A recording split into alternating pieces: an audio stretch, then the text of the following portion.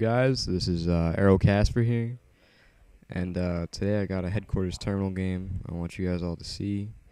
So basically what I'm doing right now is testing out this new series. Like, obviously commentaries have gotten big, so I want to see if a competitive commentary will work, you know, in the big scheme of things. So just tell me if you like it, don't like it in the comments below. I mean, I know it won't get a lot of views, so this seems pretty awkward, but please, like, your input is appreciated. So I get the lucky kill right there by the escalated. Well, I'm not sure if it's really lucky. I thought it was lucky, but it's the first HQ is inside Burger Town here. So we have 2 in, 2 out. It's probably the best strategy for this HQ.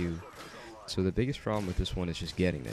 Like, basically that's always the problem with HQ, is really just getting there. So here I get the 2 kills, but I double tap Y for force of habit, and it stops me from getting the last one.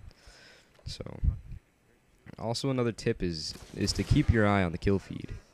That can help out a lot, especially when you're defending an HQ. If you know where your players are on your team, so if you know if a certain one gets killed, then that can give you some knowledge as to where the enemy's coming in from, like, you know, what side of the map, what part of the HQ they're attacking from. So I get the kill right there, and we're rushing this HQ, trying to stop these guys from escalator, and I get the triple kill feed, but I die before I'm able to get the next shot off.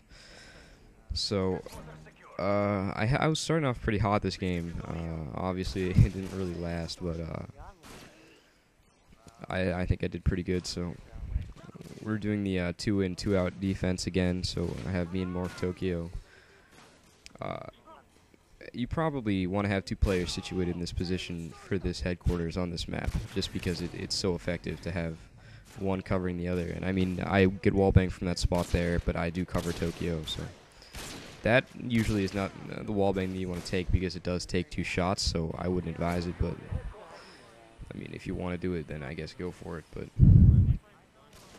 so here the HQ is in Dreams, as we like to call it, and basically what I'm trying to do here, and the whole team is trying to do, is switch the spawn around. But for some reason I think those shots didn't register or something like that. But anyway, we do switch the spawn, so I get inside and I get behind these planners right here and start to watch terminal.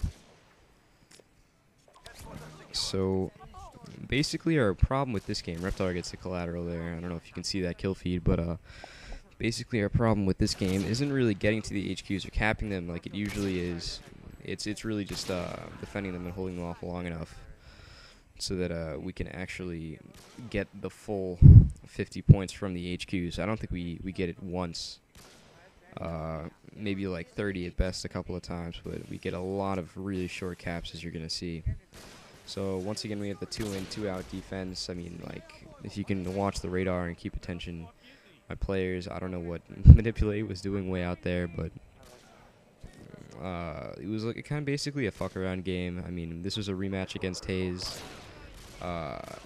We kind of knew we were going to win, which is never an attitude you really want to take, but I mean, it was pretty obvious, so everybody generally started to fuck around. I mean, you can't really blame them. But yeah, here we're doing the 2 in, 2 out once again on this HQ. So we have me, Tokyo. Actually, we have 3 in right now. So I'm just watching the back here, and I kind of sacrifice myself to play, get that kill, and the HQ's capped, and then I die. So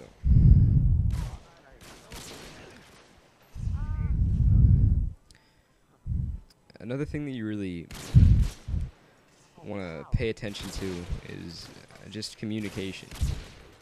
That by far is what separates the big teams and the winning teams from the losing teams, is the ability to communicate and play with the other players. Like, you get to a point where shot really doesn't matter. It's not about shot anymore. And I mean, AeRo is basically at that point. It doesn't really matter which teams have the better shots. It's more who is more strategic and which teams can play better together. So, I mean, I'd like to consider us one of those teams, but you know, only time will tell. We haven't really played any big teams lately, so. Here, Reptar gets a nice triple kill feed on the stairs for the defense, and we set up in the 4 corners for the oil tank room.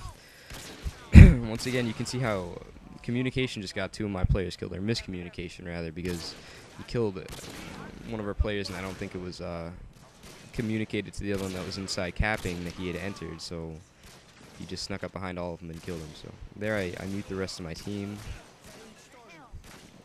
So we try to go for this cap. One problem with this commentary though is I'm gonna have to cut it short on you guys because this gameplay is 11 minutes, so I'll just fast forward the last minute and 6 seconds. But I really appreciate your input, and you just have to let me know what you think about this series because, like I said, I think it would help out a lot of players, and I really want more people to be doing competitive sniping because the number of teams is starting to go down. I mean, there are a whole lot of teams that are merging and splitting rapidly, so once again, we're not able to keep that HQ for very long, and so yeah, we move on. We get the lucky spawn by the plane here. So we're all running in from the same entrance on the plane, which is not a smart idea. So just to mix it up a little bit, I decide to jump out of this staircase here and go around back. This is a spot that I like to take if you've ever subbed to the AeRo Sniping YouTube channel or you've seen any of my videos at youtube.com/AeRoSniping. If you haven't, you should go check it out, but I get a pretty nice kill feed in the back here in one of the games against Snipe. This is by far my favorite spot, but you gotta have a guy watching the back because, like you can just see there, somebody can sneak up and basically rape you from the back of the plane, and that's also important from a communication standpoint. You gotta communicate with your team members and let them know if somebody sneaks in behind you because it just got basically our whole team killed.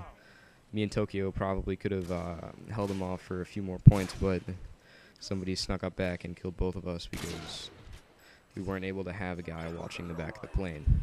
But if you do, that spot is basically unbeatable. It's the best. So here we get the HQ in Dreams. So I'm running up trying to switch the spot again, but miss 2 shots on that guy and I get killed. So basically, if you're missing shots, you don't want to neglect another person on the enemy team. If you miss a shot on a guy who runs behind cover, you gotta just let it go and move on. Or you could just wait for him to pop out maybe on the other side of the cover or pop up, but you have to just let it go. I mean, one of the most important things in competitive sniping is you only fire when you need to because the other team gets a huge advantage when they're able to see you on the radar and they can anticipate your movements, and if you're moving with your team, they can kill your whole team just by you alone shooting 1 bullet. So it's something that you really gotta keep in check, is to not spray, especially when you know you're gonna get the kill. And I mean, that can mean like not going for the lucky wallbang, whatever you want to call it. Just don't be stupid and don't waste your bullets because the enemy team will find you. So there a guy gets past me somehow, but I'm in the spot where I can cover both the escalator side of this HQ. I missed a couple shots on that guy there, but I get both of them. And I also cover the library a couple times and a couple kills.